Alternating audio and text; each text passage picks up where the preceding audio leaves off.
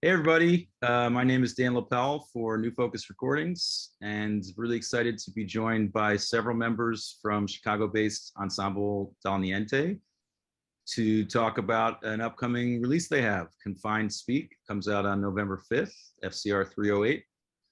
Really great collection of new works written for them, mostly during the pandemic, right? Or certainly recorded during the pandemic. How many of these pieces were actually written within, since March 2020? Who wants to field that? Ben? Michael? Uh, let's see. I think three of them. So that would be Tomas's piece, that would be Andile's piece, and Igor's piece. The Paredes is from 2004.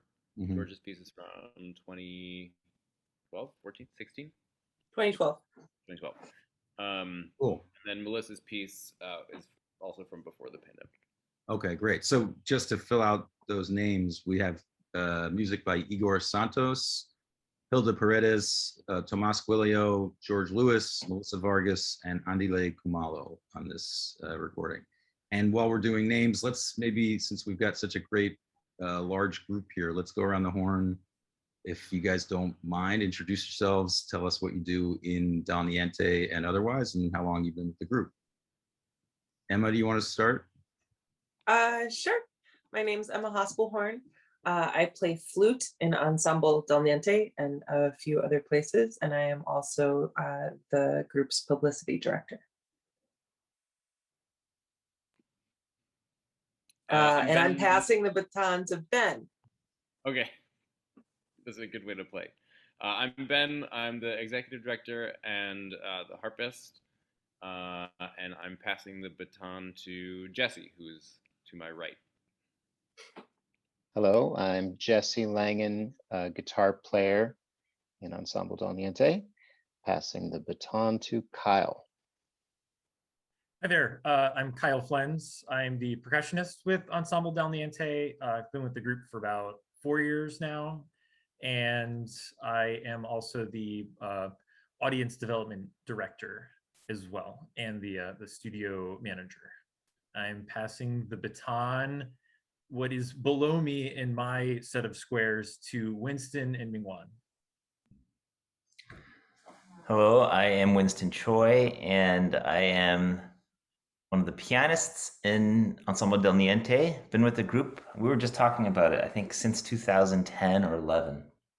So it's been a nice number of years. My name is Minghuan Xu. I'm one of the violinists from Ensemble Dal Niente. And the reason we're in the same square is because we're married. We share the same house. And we're passing it down to Maestro Michael Lewinsky. Hi, everyone. That's the only time I will ever be called maestro in a Del Niente context. I'm Michael Lewinsky. I am the conductor of Del Niente, also teach at the DePaul School of Music, and was the curatorial director of Ear Taxi Festival that just ended. I've been with the group since 2007. Am I the oldest person here in terms of Niente age? Maybe Jesse is just as old. Yeah, I think I was in the first or the second concert where we did Tongues, so that might have been 2005, Yeah, that's 2004 maybe even. Jesse's the senior person. I'm gonna pass it over to TLR, Terrelyn Ramsey. Hi, that's her I'm name. Terrelyn Ramsey. Let's see, I'm a violinist and I also play viola sometimes, and I've been in the group since 2017. And I pass it to Tomas. Hi, I am Tomas Guilio. I am a composer, and in Dal Niente I am also an ensemble manager. And I pass it to Dan. Sweet, thanks. Welcome everybody. Cool. Well, let's jump in and talk about the music a bit. In the liner notes, which you wrote, Michael, you sort of, am I remembering that right? Me and Emma collaborated. Oh, my mistake. Yeah, they're great.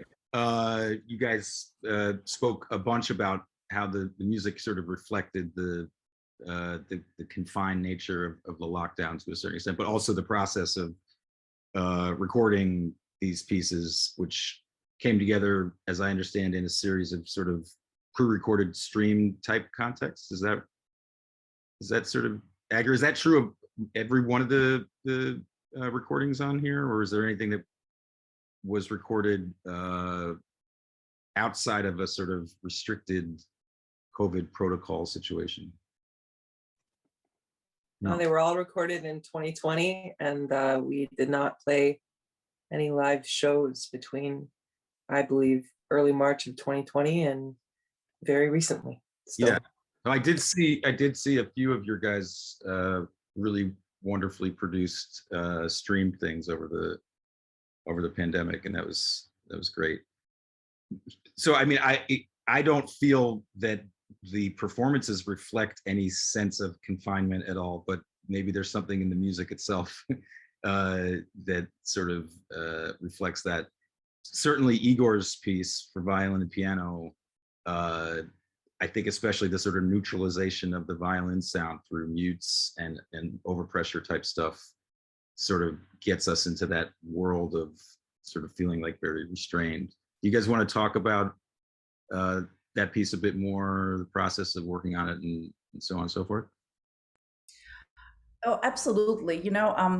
I remember last March, Igor was actually the last person before, the whole I saw before the shutdown. So that was our last Dal Niente concert at Northwestern. And so I remember walking out with him and in the building, we're talking about the pandemic and what was going to be like. And nobody knew back then, and the impact it was going to be on us. And so we didn't know anything, and we just chatted about, what's going to happen. And the next thing we knew, that everything was shut down, and this piece was indeed written during that time.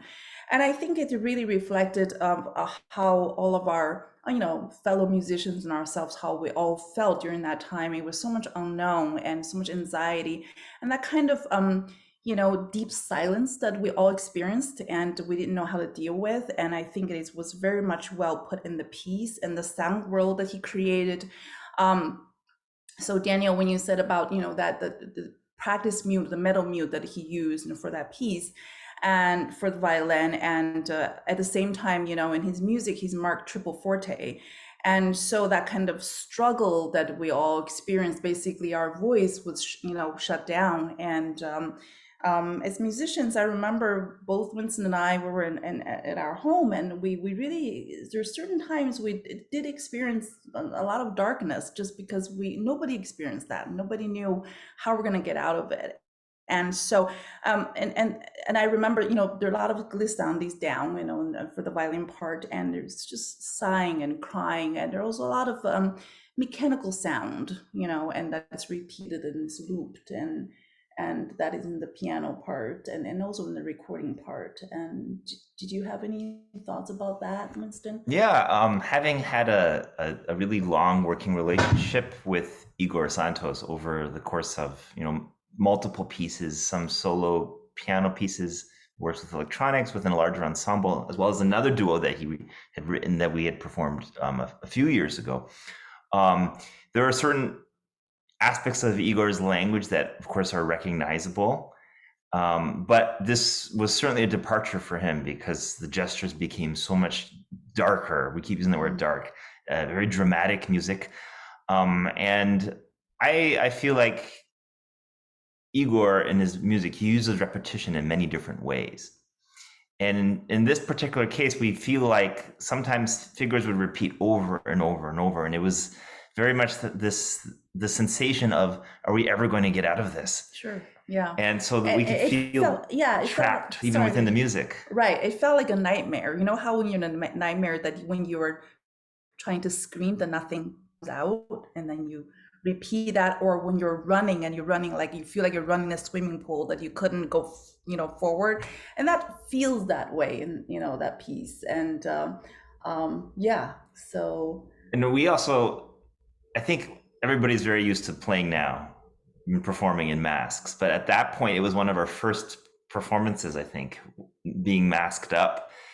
You know, And Igor actually bought those masks for us. He's like, here you go, guys. And so I remember that, but that actually made it really effective, that video, yeah, recording, because you could see us being masked. And in some ways, I felt my violin was masked too, by the mute, because I was trying so hard, but the sound just came out barely, but that's exactly what Igor was looking for. Yeah, there's that very powerful passage where I think you're playing double stops, maybe. It's sort of this chordal thing, and it's very sort of there's a lot of pathos in the music, but it does feel totally muffled. I wonder if you guys should continue to play it with masks like in perpetuity. This sort of seems like it's very consistent with the spirit of the piece. That's such a good point. That should be part of it. Next time when everything opens up and when the mask is not part of our lives anymore, maybe this piece always should perform with a mask. It sucks playing with masks, even when, for those of us who are not wind players, we know it's still annoying. Like you try to take a breath, but it travels up sometimes my face. The other day I end up being a pirate, yes, with one eye. So that sounds like a different piece. Maybe we should let's listen to maybe some of that part of the title track, Confined Speak by Igor Santos.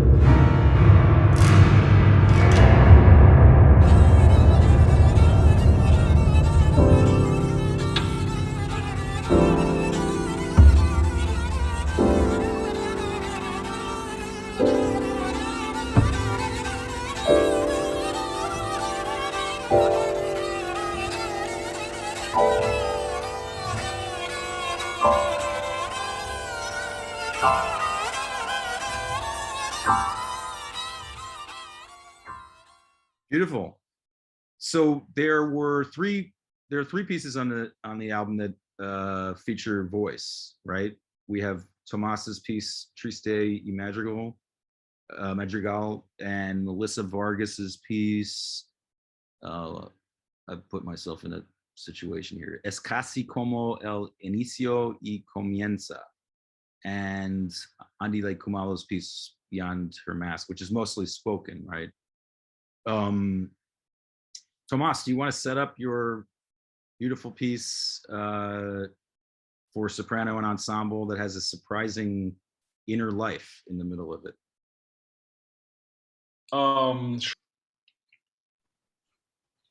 So yeah, Tomas or Jesse, who would like to step to the stage to discuss this wonderfully enigmatic work?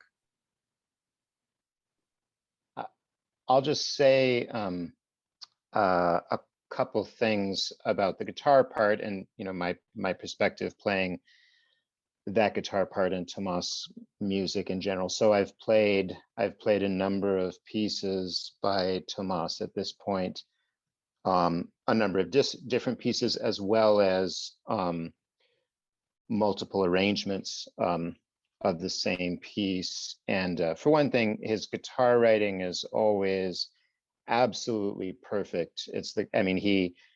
Tomas, I'm pretty sure you write the stuff holding the guitar, or at least you have a guitar sitting in the corner in the correct tuning, and he's an excellent guitar player. He has been a gigging guitar player in his life.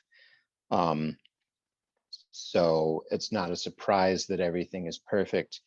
And it's also in some ways quite minimal. I mean, it's both minimal and very active at the same time, but I'll have several subtle motions that add up to one little sound.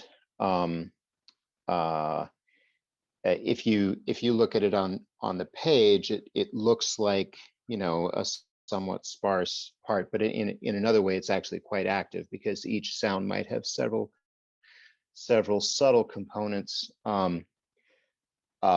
And it's always humbling because when I sit back and listen afterwards, I listen to a recording of the performance or whatever, I realize, wow, I played this piece, I was in all of these rehearsals, and I'm hearing completely different things, melodically, harmonically. So he's assembling this subtle puzzle of architecture. I don't know if I can talk about what he does without mixing metaphors, but many layers that fit together in an elusive way, where if you're the audience, you get to just enjoy the end product of that, which is this gorgeous tapestry of counterpoint. Very cool.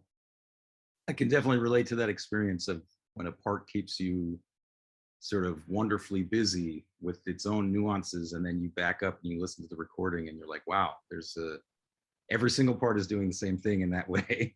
And then you hear the but every lick is a pleasure though, because it's just so, it just everything it writes is perfect. Absolutely. But you're kind of enjoying yourself, and then later you realize, oh, that part of the chord, Yeah, totally.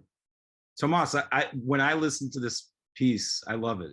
It's just gorgeous. I wondered, my takeaway, I think it's possible I mapped on something conceptually that you didn't intend, but I wanted to check with you. So I feel like the live sections with the ensemble, there's this sort of coolness to it. This like very, Amanda is singing with straight tone pretty much throughout, and it's very sort of pastel colors. And then the orchestral excerpt stuff that you selected for the middle section, that sort of montage sequence, and then the talk back has this echoing, this sort of nostalgic quality, and it drips with a different kind of, I don't know, it's not exactly romanticism, but, and in my mind, I was hearing like our experience during this like global pause versus like a memory of a much richer sort of lived experience. But I feel like there needs to be a German word for this, like everybody mapping onto like the lockdown. It's like not everything has to be about that, but somehow because of the theme of the album and because of the whatever, I definitely heard it in that context. And I'm curious if that was where you were coming from or just sort of a coincidence. Not really, but I read what you wrote for the Bandcamp, and it totally makes sense. Yeah. And the project of the piece kind of like precedes this particular piece. It's something that has to do with 40s melodrama and sentimentalism. So when you get sentimentalism and you kind of like run it through the machinery of modernist composing, you run into a situation of pandemic, block in a way. There's something that is very exuberant, something that is very outward, and you run it by a technique that is quite the opposite. So you're essentially saying it's filled with barriers. You're saying modernists have been sort of imposing their own pandemic. No, I don't want to make like a aesthetics. I want to talk about my modernist education. Let's say that. No. That it was filled with no's. Right. Anyway, that's how education works. Yeah. I said that with only love, by the way. So towards the modernists. But yeah. I was raised. My education was mostly, modernist composers raised in the sort of like post-war school of, quote unquote, properness and decency. There's things you don't emote. You don't emote. And to me, a fun project would be what happens when you over-emote through a technique that is not prepared for it in a way, or it hasn't been used for that before. So that sense of contradiction maps onto the pandemic, I would say. Yeah. So there is a coincidence there, but it's not where I'm coming from. Right. Yeah. No. So that's definitely a case where this compound German word that is yet to be invented. I'm sure that it's out there. It's out there probably already. Yeah. Yeah. But that, whatever it is, I mean, that dichotomy between a sort of cool, expressive landscape versus something that's very overflowing is obviously very much there. Yeah. Before we listen, does anybody else want to drop some more wisdom about Triste y Madrigal? I don't have wisdom exactly, but I just want to say that this piece, as you said before, like it feels like we tend to map our pandemic experience onto things that maybe didn't arrive with that intention. But there is a phenomenon that happens in this piece a lot, which to me feels like there's a symphony in the background that's just trying to break through and like kind of swell up among these like this sort of beautiful dissipated texture. And when I listen to it, especially in the context of having listened to Igor Santos's piece before that, where like the violin and piano are just like trying so hard to speak, basically. I don't know, I feel a little bit of an alignment there, even though it's a completely different context and a completely different feeling. I just want to say that I'm completely convinced that all of the emo teenagers in Brooklyn are going to be listening to this track. It's the next big thing. Yeah, they better, or else. All right, well, let's take a listen to Tomás Coelho's Triste y Madrigal.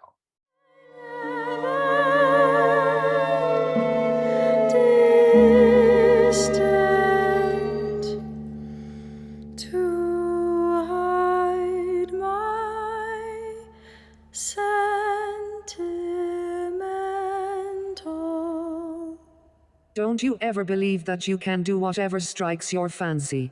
Do you understand? Nothing. Do you This is not what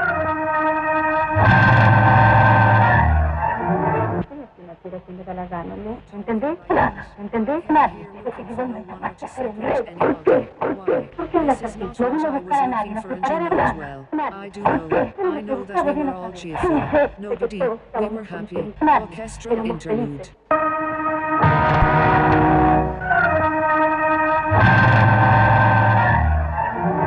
No vine a buscar a nadie, ¿me entendés? Ahorita quiero ver la lejos. ¿Qué sabes vos?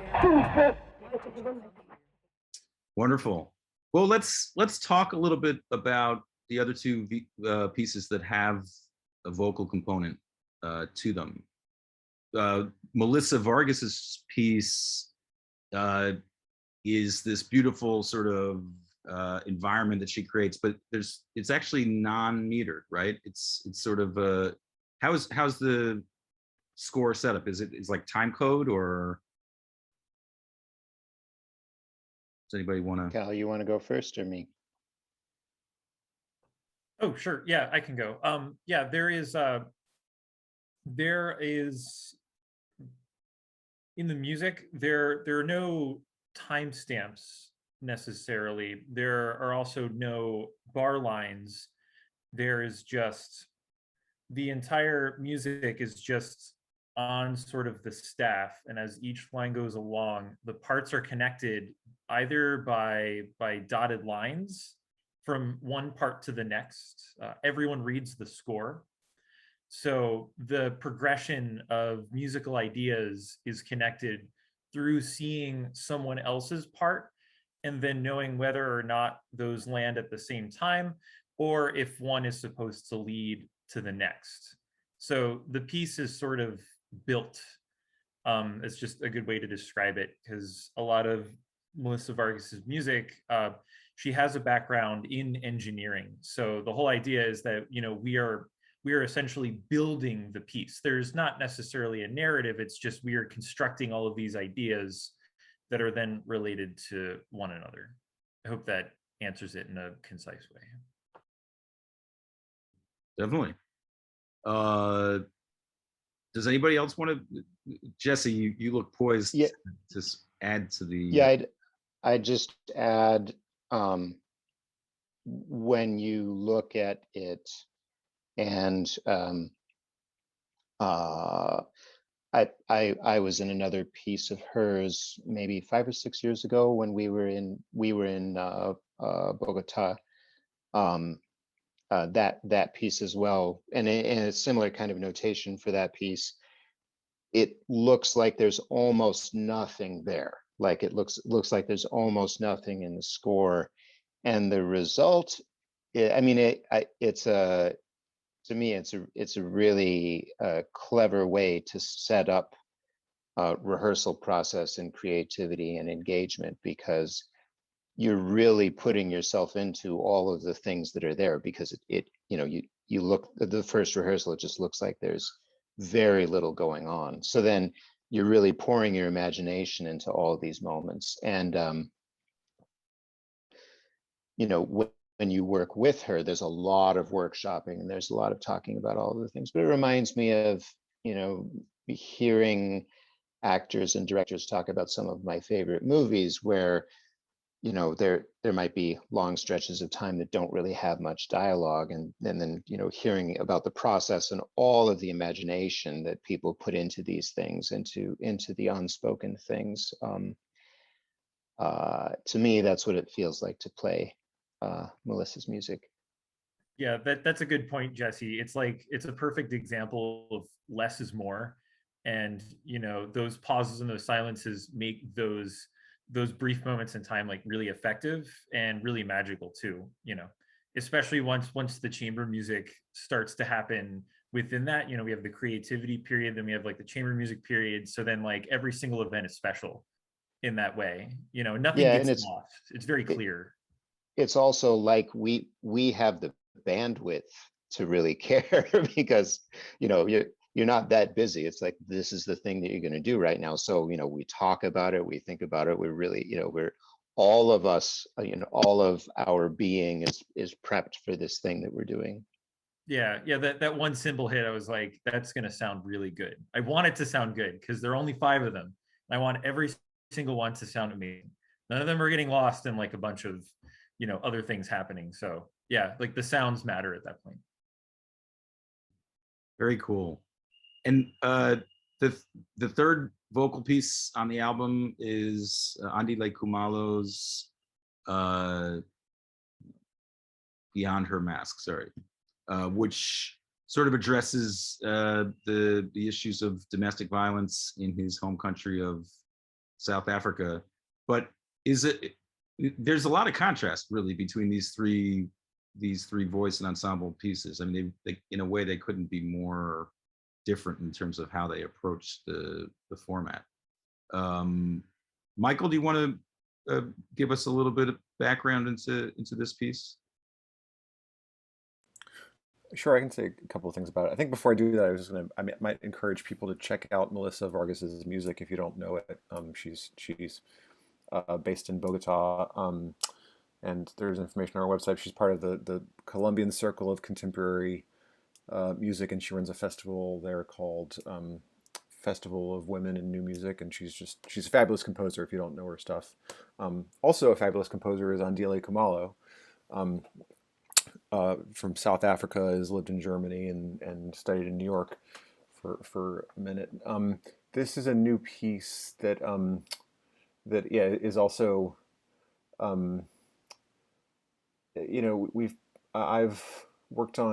I'd worked on his music before this piece, and we also played some other pieces of his in a portrait concert that we did of his, and this piece is a pretty substantial departure from other pieces of his that I've worked on. His music tends to be extremely intricate, just like a lot of moving parts, and you got to put them just in. I feel like I don't have exactly I feel like oftentimes there's music you're like painting on a little like grain of rice or something like that. It has a very delicate kind of miniature quality to it, and this piece is really is expansive and asymmetrical, right? So there's a couple of things. He actually He did some spectral analysis of the instrument called the lion's roar, and I think he also did a spectral analysis of a voice, and used the spectral analysis as tools for the composition.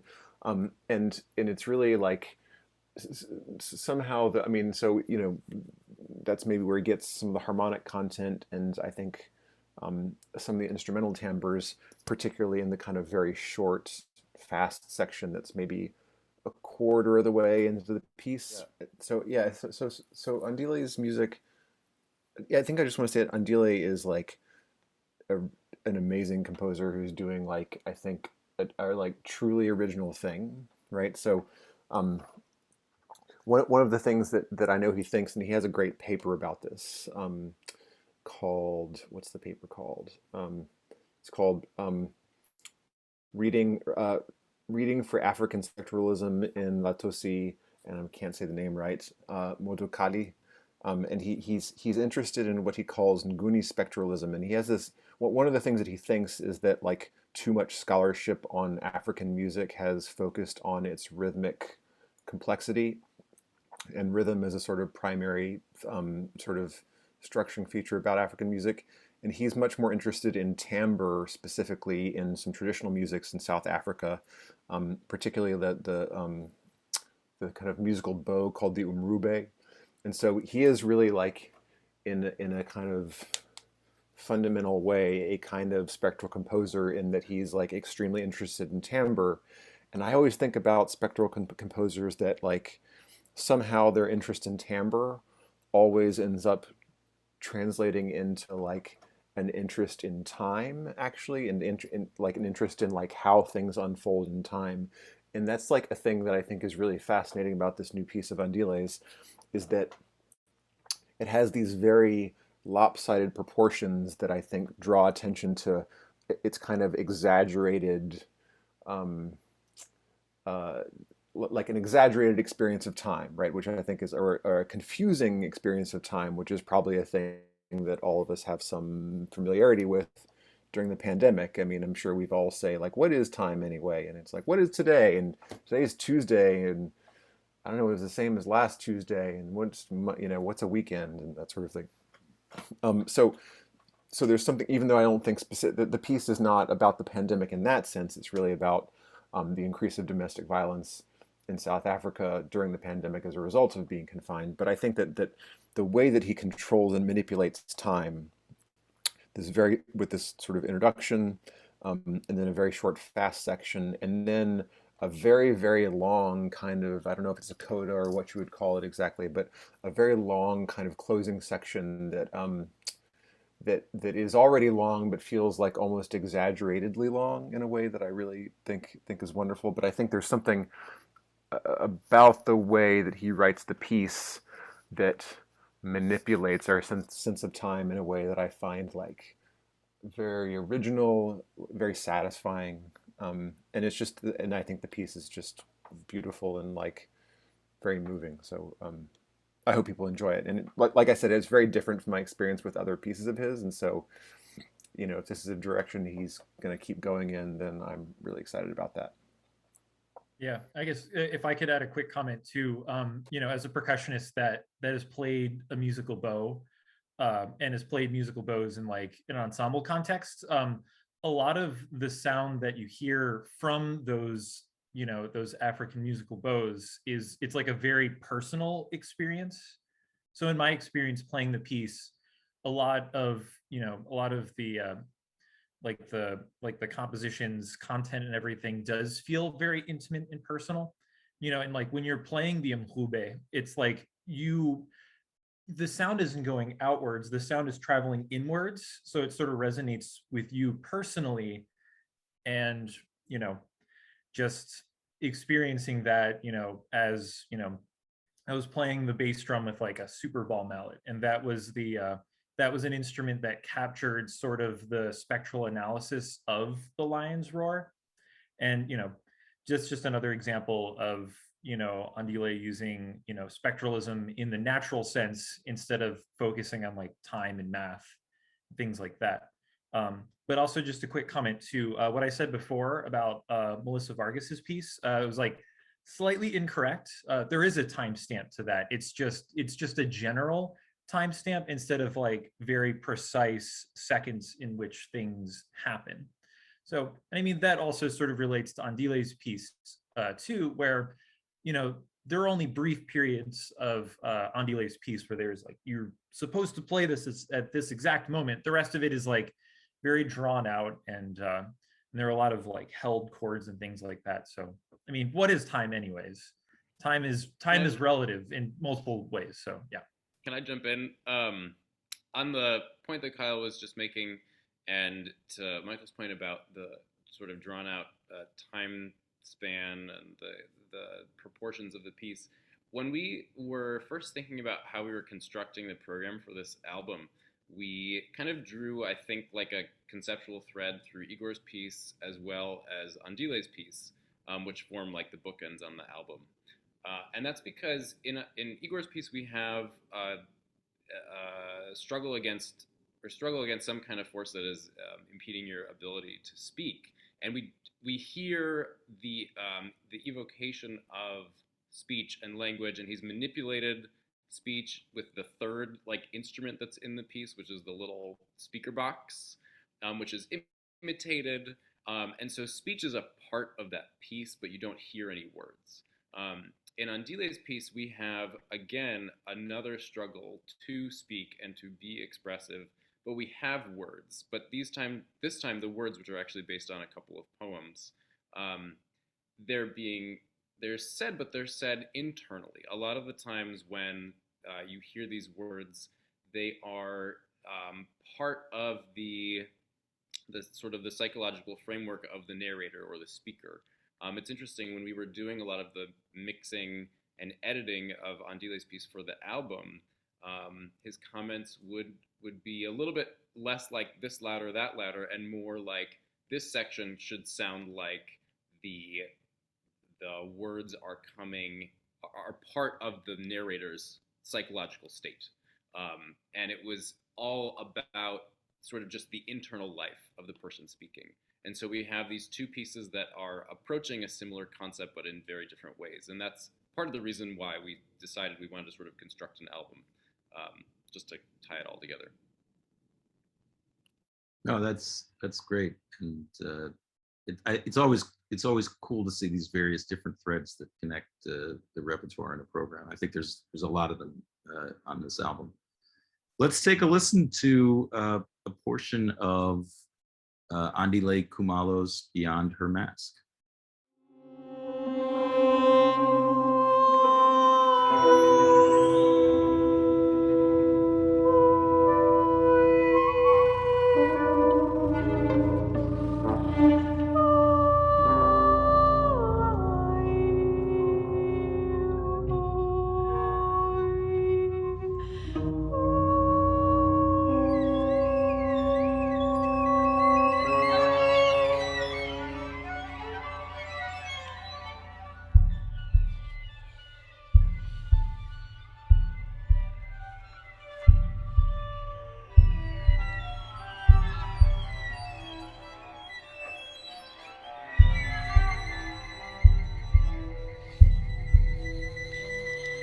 As we sit here, stars circling above us, eternities pass in seconds.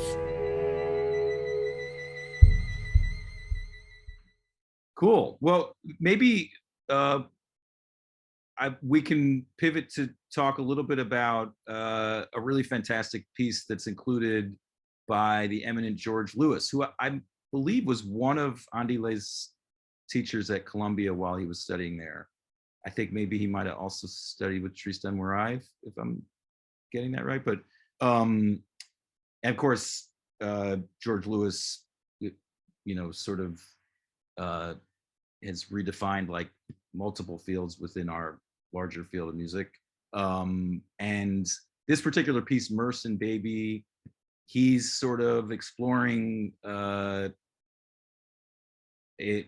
I guess there was a documentation of a collaboration between Merce Cunningham and an early jazz drummer, Baby Dodds, but we don't have like actual archival footage of any of this, right? So George is sort of like reimagining what that collaboration might have been like?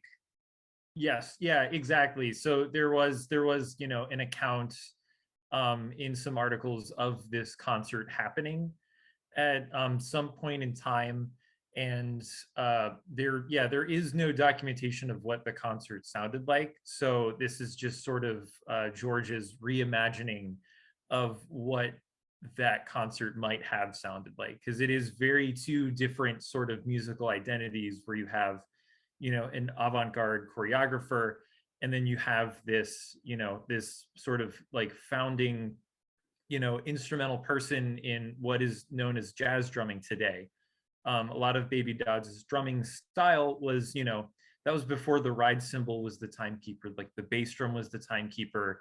This was when the drum set was just sort of like a trap kit, where one person just sort of was responsible for playing like 3 or 4 different sort of instruments. And the drum set's it seems like it's a cohesive thing now, but back then it wasn't. So Baby Dodds was one of the founders of like the whole idea of playing a drum set.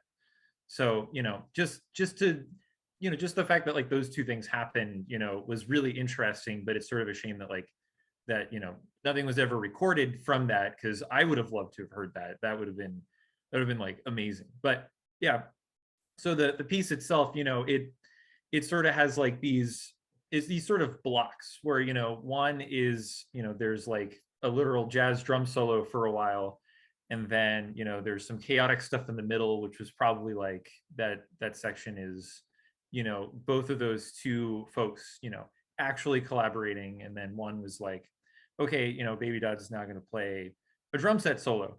And then it turns into this sort of microtonal quote of a John Cage piece titled "Cheap Imitation," which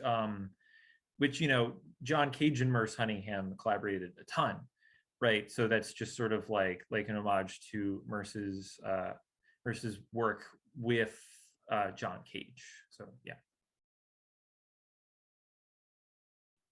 Cool. Tara Lynn, do you want to add a little bit about the experience of playing this piece, getting to know it, recording it? I just think this piece is really fun to play. I really enjoy each of the distinct sections, and then the way the music just pivots from one thing to the next is like funny and weird and interesting.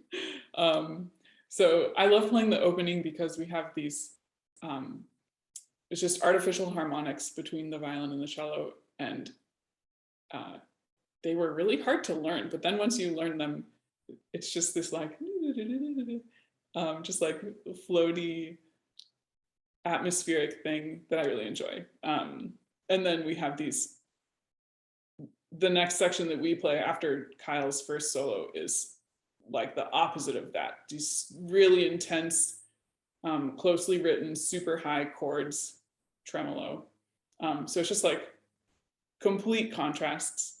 And then this random violin solo that is another mood entirely. And then this crazy drum solo. So I just love experiencing all of those shifts throughout the piece. Yeah, there seems to be, I mean, not being an expert by any stretch on Merce Cunningham's work, but sort of there seems to be something of the spirit of the freedom that he brought to structure and sort of mixing of thematic material in his choreography and his work to this. It sort of flows very seamlessly between a lot of different kinds of textures and sounds.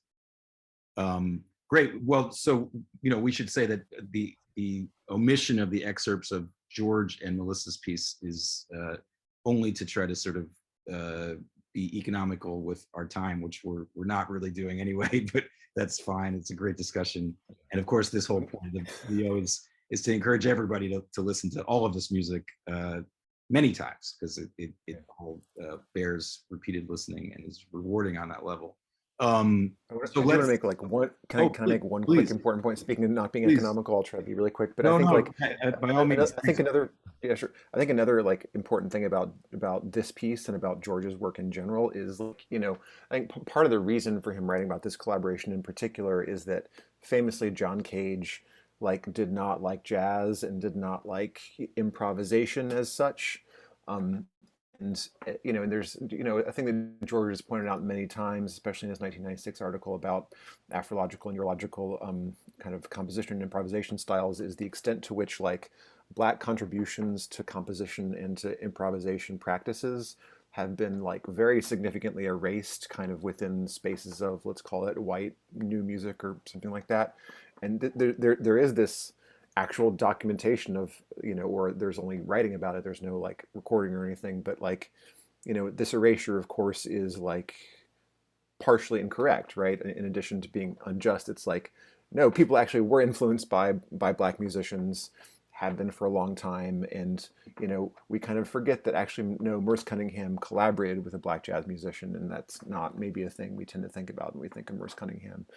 And so I think George obviously, you know, part of his work is to like, is to, you know, bring these things back to light and sort of make sure we discuss them. So I just wanted to throw that in there as well. Thank you. No, absolutely. Thanks for adding that. Important. So the last piece that, it's not actually the last piece on the album because we chose to do this a little bit in a circumlocucious manner. But I don't know. I might get fined for using that word in a sort of non-academic context, but and probably not even really entirely correctly. But it was like it was a virtuoso moment. That's all I know. we just pull those out of the hat constantly over here at New Focus Recordings CENTCOM. So thank you, Winston. Great to see you guys. Is Hilda Paredes's work for harp and ensemble Demente Cuerda, which is really like a sort of just huge, substantial virtuoso piece, both in the solo harp part and the ensemble parts. And I guess in some ways is sort of like holding down the fort as like the sort of densest, meatiest, modernist piece on in the program in a way. And that, you know, is in a collection of music that is by several dense, substantial, meaty, modernist composers. So we're handing out the award for this particular album, but not necessarily in general. But yeah, Ben, do you want to? I mean, this is like such a wonderful future for your work. Do you want to talk about when you started playing this piece and its genesis and so on and so forth? Sure. Yeah. I mean, there's so much we can talk about this piece and also this performance. I like this piece because I just like, you know, crazy, adventurous harp writing, and Hilda does a really tremendous job of writing a piece that is like, it's so hard, and it's hard in the best possible way. I mean, it's all very possible to play. The pedals are hard, but you can do it. Like, you can do all the things, you know? I think in new music, we often get parts that are like, you can't do 20% of the things. But this is a piece that is totally playable, just very, very precise, just super well written. I mean, just the craft of how the piece is put together is tremendous. The way the harp writing works and how the melodies, she likes to sort of talk about them as like angular melodies that kind of, I like to think of, they like snake up and down the instrument. It's just great. It's really a tremendous piece. I think it's had a few performances in university settings. It was premiered in Spain. I think it's the kind of piece that it's just difficult for a lot of reasons to actually be able to produce, because it's big, it's very new music. You need skill sets from the right kinds of players, and you need a lot of them, like 16 people. There's a steel pan drum in it, which is just like harp and steel pan drum. I mean, what even is that? It's just, that combination is absolutely magical, and I would love to hear more of that any composers that are listening. Let's do some more steel pen and harp writing. Absolutely. We'll make that the subject line of the YouTube video. More steel pan and harp writing, and in parentheses, Dal Niente puts out a new album. There we go. I look forward to producing that album. I think one thing that I just wanted to mention about this piece and about like the production. So this piece and Igor's piece were on the same like virtual concert day that we did. And I remember driving back from that concert day, which was October 2020. It was a long day. You know, we loaded in at 7 a.m. We started recording pieces at like 12. We went till 8:30 and then loaded out. It was like 10 o'clock. Everybody's exhausted. I drove Tomas home. Of course, we had the windows open. We had our masks on. And he goes, well, that was just the craziest thing we've done ever. Like, that was insane. And it was insane because it was in the middle of the pandemic. You can't tell necessarily from the recording, but you can definitely tell from the video. We had to put the flute player, Emma, like, backstage. I was in an isolation booth. Isolation hallway. Isolation backstage zone. That's right. And we didn't bother to like clean up all the stuff behind you so you can like see moving, you know, like blankets and stuff. You know, it was kind of, it wasn't early in the pandemic, but it was like everybody was trying to do things and concerned about aerosol spreads. I mean, it was just, we had so many people coming in for this concert, 16 people. We were all spread out. We had plexiglass set up between everybody. We were afraid to do anything. Everybody had to get a test. We had some scares. I mean, it was like an organizational insert word for, I don't know. Total chaos. Total chaos, but something great happened out of it. It was scarring, though. We all remember that. That's right. You know, though, it was that piece, the production of that piece to me, on this album really encapsulated, like, the barriers to getting that done were so high at the peak of the pandemic. And, you know, the moment beforehand where we all realized that not only were we going to have to be masked on stage, not only was our horn player going to have to wear a special horn cape over his bell, that had to be like specially constructed, you know, and not only but also I was going to be in back of the stage. Oh, the oboe was going to be in a bag, and I was going to be off stage watching Michael conduct on CCTV and having my sound piped into a little speaker, like monitor onto the stage. And so that all sounds wild. And the main thing that I remember from that day was just coming home feeling so grateful to have made this music with everyone. And that, like, the feeling of being able to play that music with these people I would do it again in a heartbeat. So yeah. Yeah, that one was really, felt really precious to me as well, because we had so many people on stage. I guess we had 15 people on stage, and it was like, oh, I'm back in an orchestra, sort of. And it was so much fun to be playing with, you know, not a trio or something. It's like a very different experience. Yeah, I remember also my first sort of ensemble experience during lockdown after not having doing anything remotely like that for whatever, 6 to 7 months. And you're just like, you physically feel just all these vibrations and you're like, wow, that's nuts. Like, I didn't notice after doing that on a regular basis for 2 decades, I was sort of used to it. And then not doing it for several months, you're like, wow, that's pretty cool. So should we take a listen to one of the many exciting parts of this piece by Hilda Paredes? This is Demente Cuerda.